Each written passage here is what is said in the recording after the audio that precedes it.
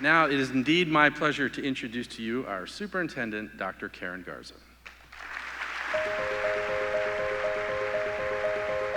Good job.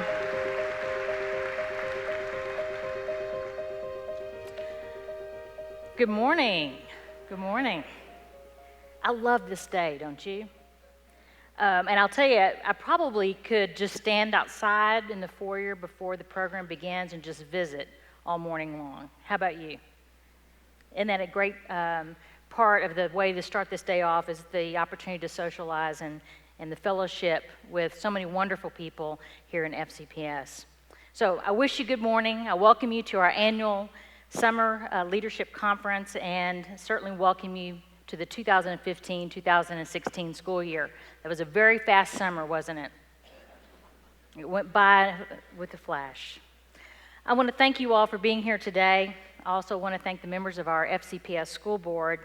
I want to acknowledge the leadership of our immediate past chair, Tammy Derenak-Kofax, and Vice Chair Ted Velkoff, who are sitting here with us this morning. I want to thank you for your leadership and your unwavering support for our schools. It was really an honor to have the opportunity to work very closely with you, so thank you for your service. I also want to congratulate Pat Hines as our new chair. I think it was obvious today how nice it is to have an educator on our board who understands that passion and really cares deeply about teachers in the classroom and that experience. And Sandy Evans, our new vice chair. I look so forward to working with you all as we continue to strive to take care of our great schools. So thank you. Again, and thank you to all the members of our wonderful school board for your dedication and commitment to FCPS schools and to the children of this wonderful county. I also want to thank our special guests who have joined us this morning. They've all been introduced, and I won't introduce them again. But you may have noticed these individuals when they were announced and introduced. They're here every year, aren't they? And in so many places where we have the opportunity to do really unique and innovative and exciting things, they're there with us. So they've long been wonderful and very strong supporters of our schools. And I will tell you, I was touched with the announcement today of the impact grants. Thank you, Apple Federal Credit Union and the Foundation. It really signals what a great and wonderful partner and impactful partner you are to the work that we're doing. You know, our focus today is about the coming school year, and I'm really excited about this coming school year. I think there's much to be excited about, and we're going to talk about some of that. I believe that's that we can all be excited about. But before we do that, I would like to spend just a few minutes reflecting upon this past school year. This past year was a success. It was tough, wasn't it? We all had to dig in real deep. One of the major changes that we made last year was full-day Mondays in all of our elementary schools. And I was with the Elementary Principal Association yesterday, and we were talking about what a challenge that was, because we gave them a very short window of time to make that important change.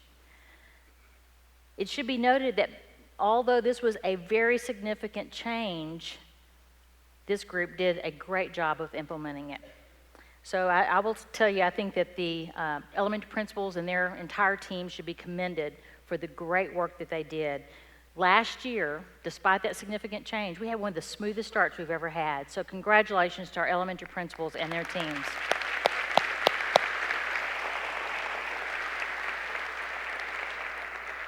If I could have the lights brought up just a little bit more so I can see you. I like to see you. Where's Jeff Platenburg? There he is, right front and center. He knows where he's supposed to sit, right front and center, where I can keep an eye on him. But the change to the elementary, see, y'all know there's more truth to that than you would think. We love you, Jeff. But we know, too, that the change in the elementary calendar and schedule also prevented us from having to make up snow days last year. I think we were the only school system in this area that didn't have to make up days. But I want the record to reflect that Jeff and I have already talked about next year, and he said we are not going to have any problems with snow next year. Right, Jeff? None. Every year, Mr. Moon, people tell me, we really don't have that much snow here. Every year. I'm very pleased to report that we also experienced gains in student achievement this past year. And I'm going to show you some data that even our school board hasn't seen yet. So y'all brace yourselves. You're going to see some good stuff. All of our Project Momentum schools, formerly known as PSI schools, all of them, each and every one of them, improved. Every one of them.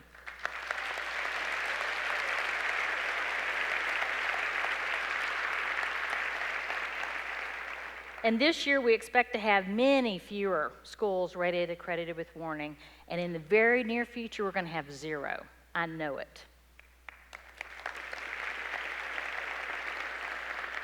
Now, I'm going to show you the preliminary results, but I've been told by the team that I have to have, I have to tell you, I'm obligated to tell you that these official results will not be available until September the 15th.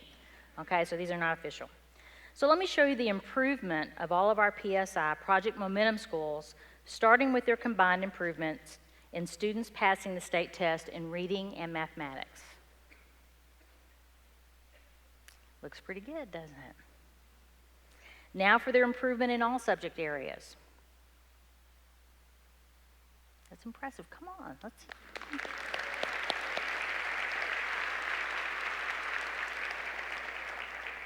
I congratulate all of the schools involved, and I also congratulate everyone at central office who provided the support for the improvement efforts. And I think this is just the start. There's a very intentional, well-designed plan to take it to the next level next year. So, and I know for our principals and their teams in the schools that are in our Project Momentum, our PSI schools, the pressure's really on, isn't it? You feel like you're under a microscope. So this is the time for you to celebrate with your team, with your faculty, staff. Pat yourself on the back, okay? You deserve it.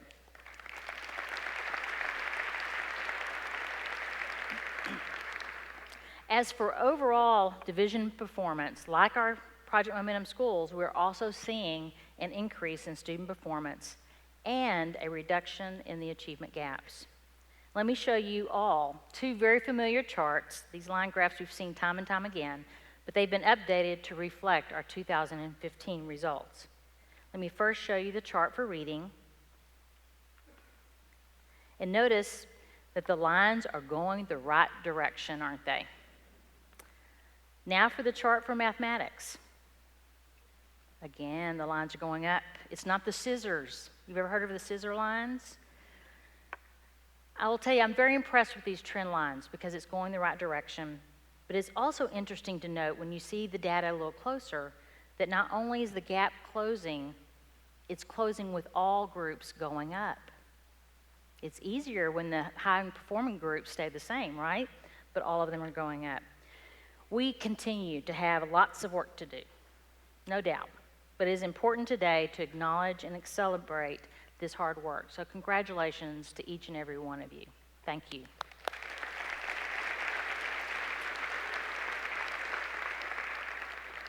Now, members of the board, I will tell you, I did hesitate a little bit in sharing data because we strongly believe that high-stakes tests should not be the driver that it currently is today in our public schools.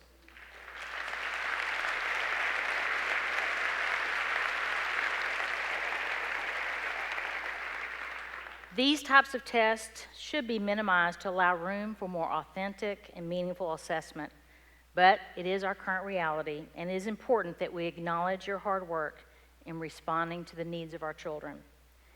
With the reauthorization of ESEA, which I know many of you are following, I am hopeful, I know we are all hopeful, that our state and our nation will be less focused on the sorting and ranking of children in schools. Instead, our focus must be on the way to design learning and to create schools that bring out the best in every child. I want to thank you for your focus on improving results for all children, and I congratulate you most definitely on a very successful 2014 and 15 school year. Now we're going to talk a little bit about belief. This is a strong word. Belief is something that goes well beyond hope, beyond dreams, beyond this moment. Belief is something at your core, an unshakable mainstay that guides your life. So what do you believe? You've heard me say I believe in the power and promise of public schools. I believe in the ability for every child to learn and to become a contributing and positive member of our very global society. This is at the core of our Portrait of a Graduate, a work that we're all very, very proud of. And I believe in the power of a great teacher. The power of a great teacher is limitless. It transcends boundaries, language, race, gender, age. More importantly, it transcends the unseen boundaries, those internal struggles within the student that may have previously inhibited success. The power of a great teacher is in the ability to reach every child, to nurture, inspire, and encourage, essentially to ignite a passion for learning. We are very blessed in FCPS to have thousands of teachers with this power. Teachers like our 2015 Teacher of the Year, Kimberly Scott. And I think Kimberly Scott's somewhere in the room. Where's Kimberly? There she is, Kimberly.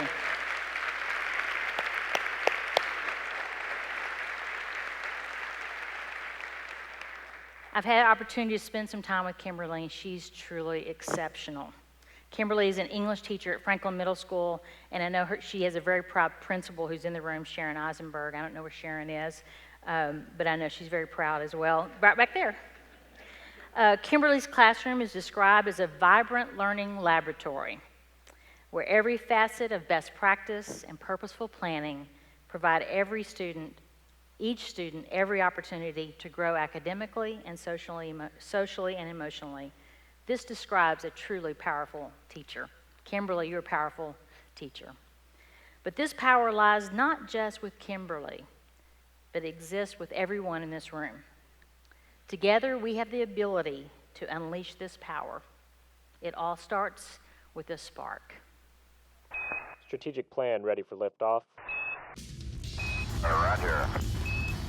3, 2, 1. Ignite.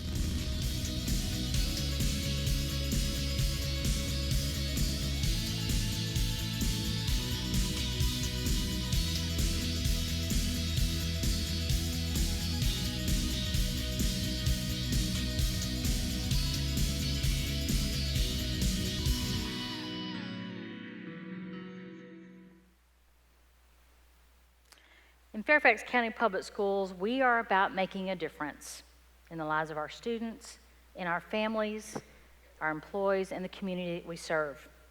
We want to create value. We strive to make a positive difference for each and every one of our students and for our overall community. Ignite, I like that term because it means set in motion, to spark passion. Together, we created Ignite, a 5-year strategic plan to ensure that our students receive the best possible education, preparing them for success today, into the future, preparing them for a successful and productive life. For the past year, we've worked together to build the vision for FCPS, to develop the goals that will guide us for the next 5 years. This strategy is not my strategy, this is our strategy. This plan is a reflection of the thoughts, dialogue, and inputs of thousands of our employees, community members, and our school board. Daniel Pink, in his book Focus, speaks to the importance of strategic planning. He states that in the absence of planning, future focus becomes a luxury, waiting for our current needs to be taken care of first. Our plan is audacious. Strategic plans should be, though, shouldn't they? They should be designed to stretch us, to challenge us to be our very best. It is also a reflection of how the system intends to focus its time and energy. I'm excited too, because for the first time, I think, maybe ever, or for the first time in a long time, we have committed our priorities to writing, so everyone knows what we're planning to do. I know some of you have seen the plan, and you probably thought immediately, oh my goodness, we're going to do all of that. But we're not going to do all of that at one time. It won't all happen at once. This is a 5-year plan with the opportunity annually to adjust the plan to account for changing conditions. The plan is comprised of 4 major goals: student success, caring culture, premier workforce, and resource stewardship. The first goal is the foundation of the overall plan, for it represents the core of our mission, the academic success of every student. Let's take a look at this important goal area. student success. That is why we do what we do, is we want our kids to grow up to be successful human beings in the world beyond our walls of our buildings. So I think it's got to be at the forefront of what we do each and every day. Some of you may know that character. That is Eric McCann, our principal at Frost Middle School, and I'm very proud to note that he was our first year principal of the year. Where's Eric? Stand up, Eric, and take a bow. There he is, right in the middle. Our student success goal demonstrates our collective commitment to reach, challenge, and prepare every student for success in school and in life. This goal area includes very important work, such as plans for continued work to reduce the gaps in achievement, to align our grading policies, and to improve access for young children to quality early childhood experiences and programming. In Robert Putnam's new book called Our Kids, he refers to a study that was done on the achievement gaps, an important issue that continues to plague our nation. This study references what we already know, and that is the importance of quality early childhood programming. The research is very clear that the achievement gap will often persist through high school and into college. That achievement gap is evident at age 6.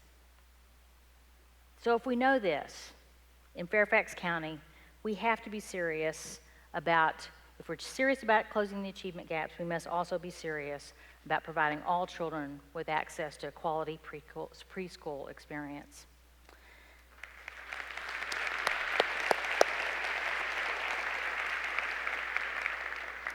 This goal also reflects our commitment to continuous improvement and innovation. Represented in this goal is our desire to develop a plan for providing every student in our system their own laptop. We know that the technological age is here to stay. It's not going anywhere, is it? Access to technology has now become an essential tool for learning, and one that has the potential to transform the overall teaching and learning process. It's not just about the laptop, it's about how we transform teaching and learning. We are committed to finding a way to accomplish this important goal. We are putting together now a task force of forward-thinking leaders. Some of you in this room may be interested in helping us with this important work. We will be developing our plan for getting this done. There also will be exciting opportunities for schools to provide leadership in helping us pilot and develop other important work, such as project-based and problem-based learning with new and authentic assessment tools, capstone projects at critical passage points like our 5th grade Global Awareness Technology project that we're very proud of. And the Apple Foundation, the impact grants will be so helpful in helping us move this work forward, so thank you. We're very grateful. And this year, we will also be focusing our learning. This year, we'll be focusing as the leadership team on improving our understanding of literacy. Strong literacy skills, we know, are essential foundation skills to all learning. So the focus of our all-county principals meetings this year, every one of them, will be about literacy. And we will follow up with opportunities for our assistant principals and our teacher leaders to also have these same opportunities to learn with us. I'm excited about that, and I look forward to learning with you all. The academic success of students is so important. So too are the social emotional needs of our children. We also know that organizational culture, school culture, is so important for conducive learning environments. Many of you heard Bill Daggett say that culture will always trump strategy. That's how important organizational culture is. Our next goal focuses on establishing a caring culture. Listening to one another is very critical, and it's instrumental to our success. Being able to hear what each person has to say really allows us to get a more global perspective and really allows us to take that feedback from all of our stakeholders and apply that to making our schools the very best they can be. Thank you, Liz. Liz is our wonderful principal at Fairfax Villa Elementary School.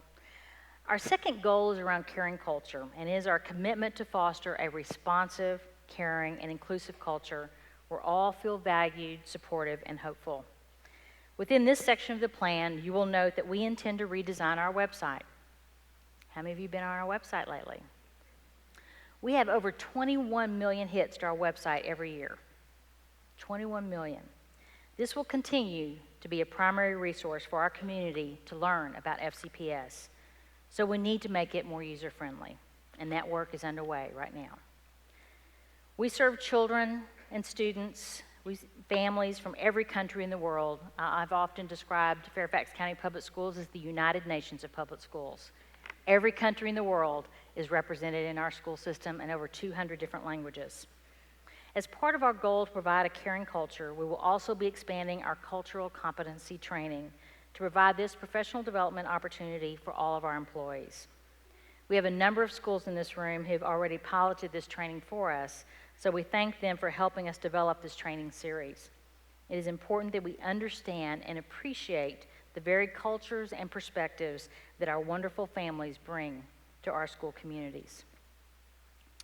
Our third goal is premier workforce. We recognize that hiring and retaining the best employees throughout this organization is critical to our continued success, which, again, is the focus of our next strategic goal area.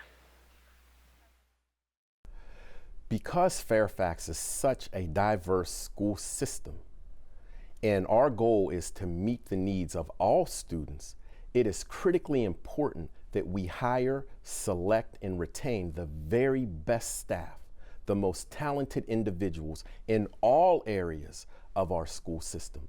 Individuals who understand the importance of relationship building, individuals who understand social and mental health concerns, and leaders who understand how to lead not just schools, but entire school communities. William Bates, where are you, William? He's around here somewhere. There he is.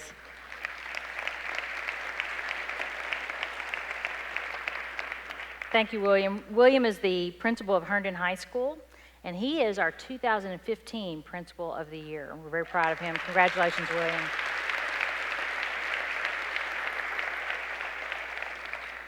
And we've heard a lot from you about this particular goal area. We've listened to you and what your needs are. Some of you have completed the hiring process. Some of you are still looking for staff to get ready for this school year. You all know how important it is to hire the best people. Our premier workforce goal represents our commitment to invest in our employees, encourage innovation, and celebrate success. This goal area includes strategies such as differentiate compensation and provide incentives for hard-to-staff schools and hard-to-fill content areas. Is that needed? Absolutely. Establish a clearinghouse to identify and share outstanding practice right here within FCPS. We have great things going on in every school throughout our system. So this provides an opportunity that we can better take advantage of the talent and the success that exists within our own organization. We're initiating a compensation study that will result in new, competitive, and fair compensation models. This study is beginning now, and we're very anxious to get those results. As a people-intensive enterprise, there is nothing more important that we do than hire great people. The old adage, I think, is very true. Hire the best and invest in their success. You heard that before? It rings true, doesn't it? Speaking of outstanding employees, let me now introduce you to the remaining individuals who complete the cadre of 2015 Employees of the Year, for they are exemplars of the thousands of people who comprise the FCPS family and who make FCPS great. If you would, hold your applause until all of them have been introduced. Please stand as I call your name if you'll remain standing as I introduce you. Of course, introduced earlier was Kimberly Scott, our Teacher of the Year. Eric McMahon, First Year Principal of the Year. William Bates, Principal of the Year. Now I'd like to add to this cadre Gordon Jenkins. He's the recipient of the FCPS Leadership Award. Gordon is the coordinator of the Technology Support Service Center. Jerry Lynn is the recipient of the FCPS School-Based Support Employee of the Year. Jerry is an instructional assistant at Marshall High School. Brady Roach, recipient of the FCPS Non-School-Based Support Employee of the Year, and Brady is the coordinator of capital projects in the FCPS Office of Design and Construction. Lee Daugherty, who's the recipient of the FCPS Outstanding First Year Teacher. Lee is a speech and drama teacher at Mount Vernon High School. And finally, Ruth Azimi, recipient of the FCPS Hourly Employee of the Year, and Ruth is a parent liaison at Robinson Secondary School and Bonnie Bray Elementary School. Please join me in congratulating these outstanding FCPS employees.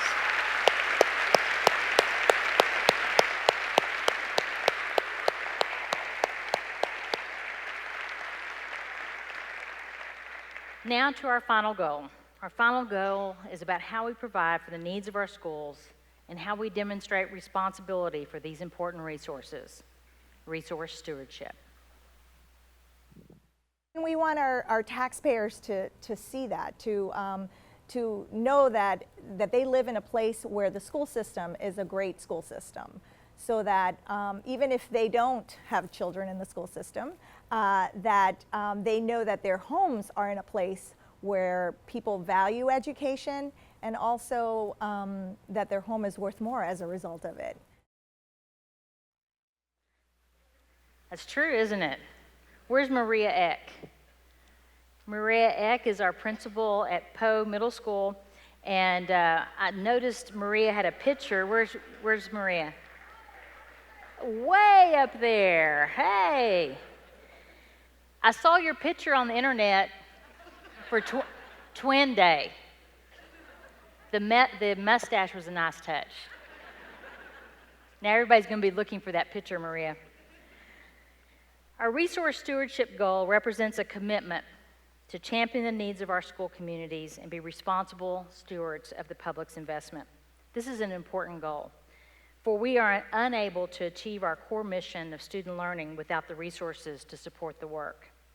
Some of the major strategies included in the plan are to develop a return on investment framework so that we can demonstrate to our community the impacts of their important investments in our young people and in our schools.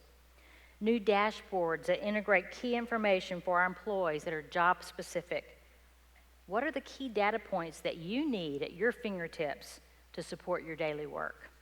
How can we provide that access with great ease for you?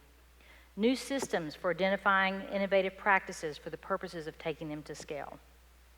Resource stewardship is about our commitment to champion for the needs of our school communities and be responsible stewards of the public's trust. Yes, we do have our budget woes, and as we were visiting outside this morning, I got to meet and visit a little bit with our math team, and they did volunteer to have a bake sale for us, but it was quickly noted that they only could sell pies. I thought it was kind of clever, right? I thought it was kind of clever. But seriously, our financial challenges, despite what you might read in the paper or despite what you might hear on the news, our financial challenges are very real. We all know that. I wish it were only rhetoric. If you read in the Washington Post today, it was implied that it was rhetoric. I wish it were. I wish we didn't have to consider any of the cuts that are on our cut list that are being considered by our task force today.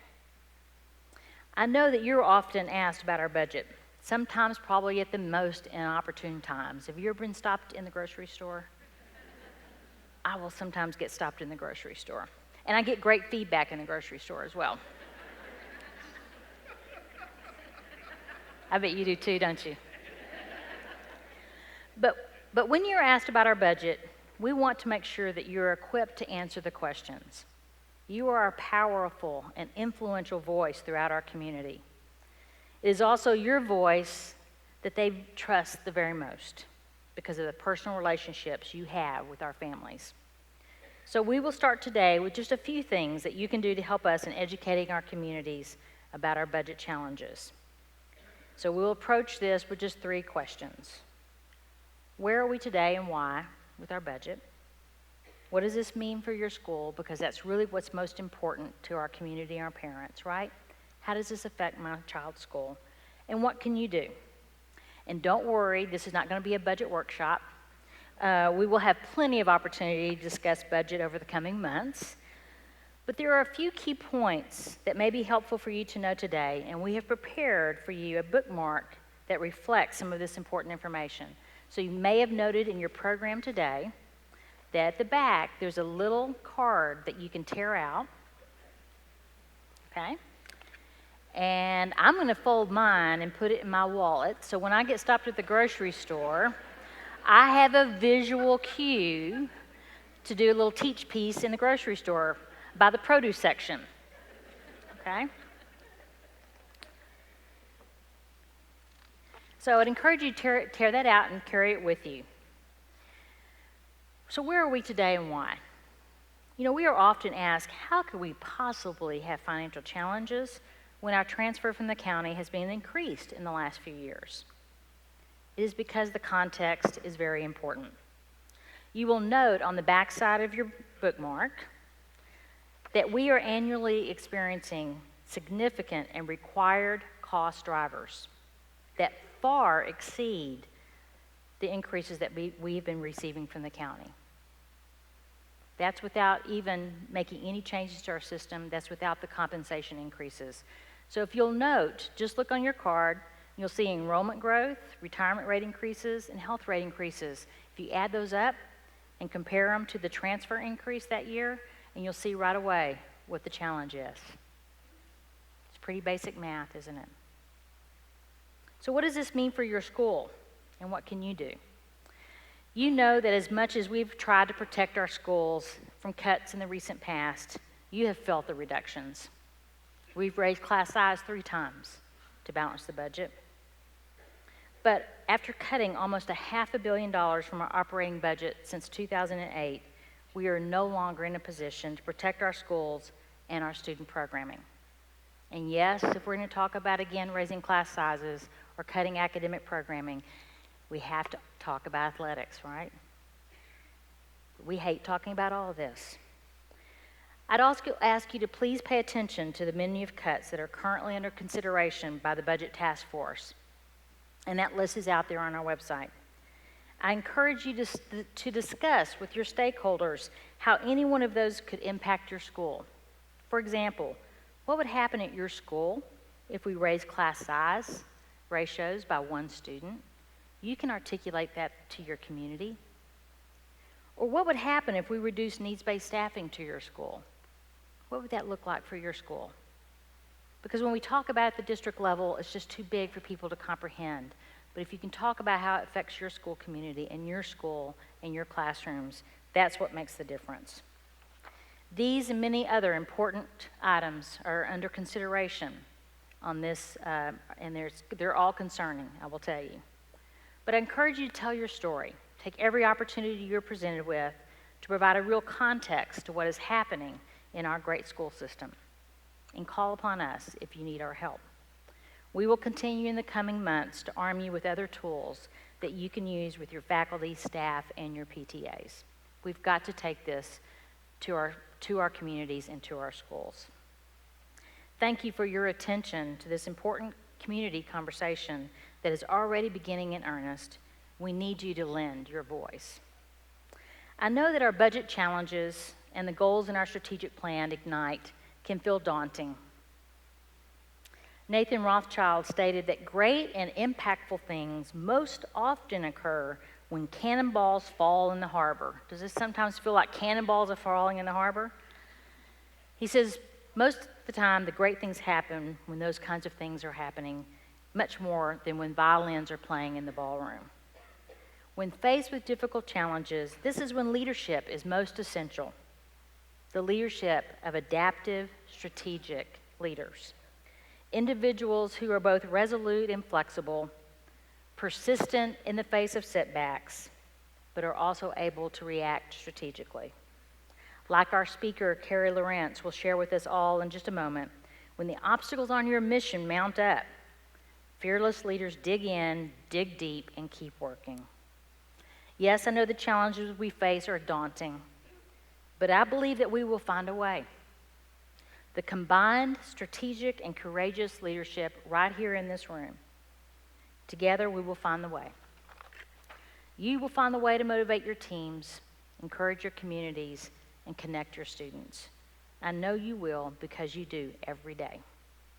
Every day, you're creating and developing our children, our future leaders, our future teachers, our doctors, our inventors, our scientists, our astronauts. You have many, many success stories. Kjell Lindgren on his first voyage into space. Astronaut Kjell Lindgren, a graduate of Robinson, joined the current ISS crew for a 5-month mission where he'll conduct experiments on how life aboard the space station affects the human body. His time in space fulfills a lifelong dream of becoming an astronaut. In 1995, Kjell graduated from the Air Force Academy, where he studied biology and served as jump master for the Academy's parachute team. Later, he would receive a master's degree in cardiovascular physiology. Then in 2002, he earned a doctorate of medicine from the University of Colorado. Kjell is board certified in emergency and aerospace medicine. As a Robinson Ram, Kjell played 3 varsity sports: football, track, and wrestling. He also excelled in school and was a member of several honor societies and was voted most likely to succeed and most intellectual. Kjell would graduate as valedictorian of Robinson's class of 1991. Kjell Lindgren, FCPS graduate and NASA astronaut.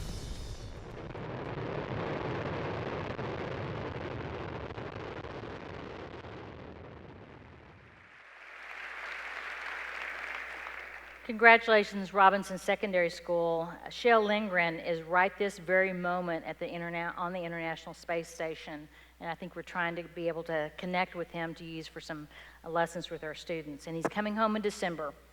You are daily providing the conditions for our students to find their passions, just like Kjell, and to pursue their dreams. These stories, these children, remain our motivation to prevail, don't they? As we start the 2015-2016 school year, I believe in you. I believe in the collective power of the leadership of FCPS, the people in this room. I know that together we will ignite our power to make our Portrait of a Graduate a reality for every single child, to provide a world-class education for each and every student we serve. Thank you for all that you do day in and day out in service to our children. I hope you find this special day of learning thought-provoking and inspirational, and I wish you the very, very best in this coming school year. Thank you.